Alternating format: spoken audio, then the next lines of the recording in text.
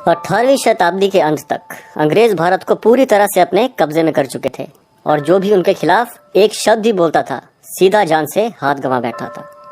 जो राज्य अंग्रेजों की बात नहीं मानते वो अपने राज्य से हाथ धो बैठते और अंग्रेजों के डर की वजह से ही भारत में ज्यादातर राज्यों और उनके राजाओं ने अंग्रेजी शासन को कबूल कर लिया ताकि उनका राज्य अंग्रेजों के प्रकोप से बचा रहे।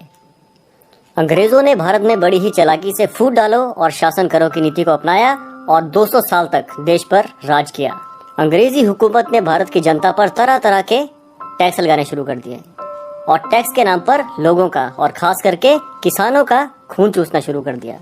फसल हो या ना हो, बारिश हो या ना हो, मुनाफा हो या ना हो, लेकिन अंग्रेजी हुकूमत को टैक्स देना ही पड़ेगा।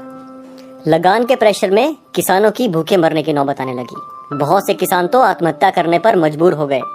किसान अगर लगान ना दे पाते तो अंग्रेज अफसर उनकी पत्नियों, बहनों और बेटियों से शारीरिक संबंध बनाने की बातें किया करते थे। लोग जिंदा होकर भी मरे हुए से भी बदतर हालात जीने पर मजबूर हो गए थे।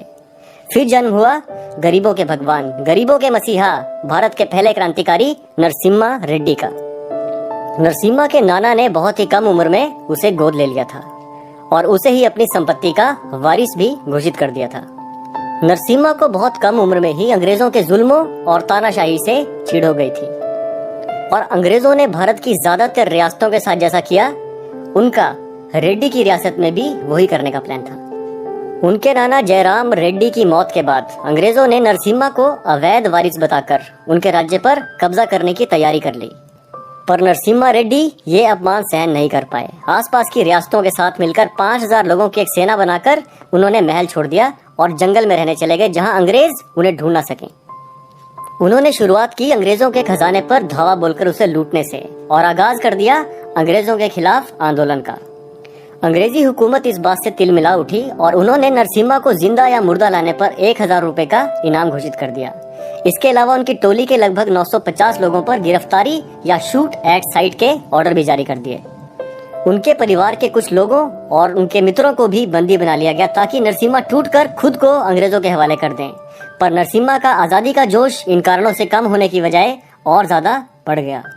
जो भी अंग्रेज अफसर लोगों के हित के खिलाफ खड़ा होता, नरसिम्हा उसे मौत के घाट उतार देते। बार बार अंग्रेजों का खजाना लूटते और उन्हें गरीबों में बांट दिया करते। नरसिम्हा और उनकी सेना ने अंग्रेजों के कई सारे सैनिकों को जान से मार डाला।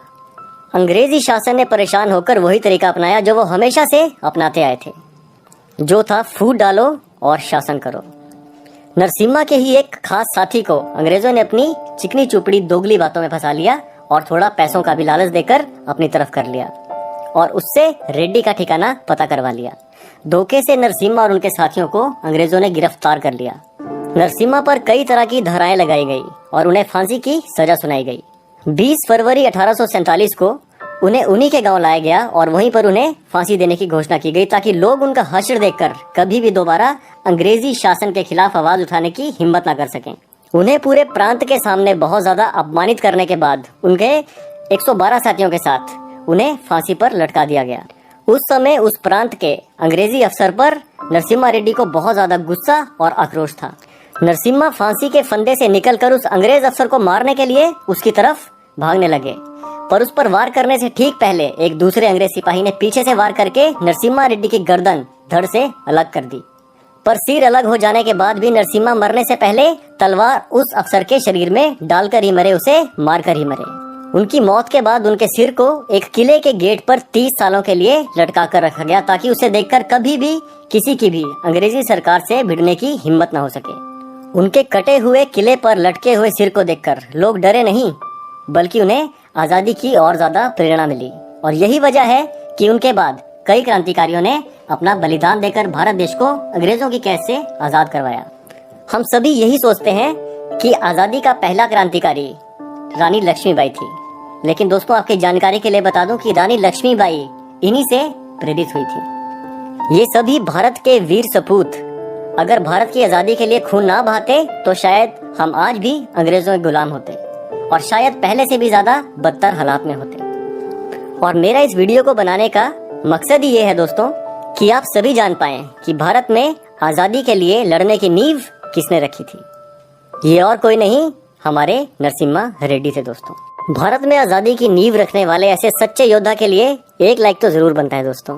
चैनल पर पहली बार आए हैं तो सब्सक्राइब जरूर कीजिएगा। ऐसे ही अच्छे और मोटिवेशनल वीडियोस के लिए जल्दी मिलेंगे एक और अच्छी वीडियो के साथ। तब तक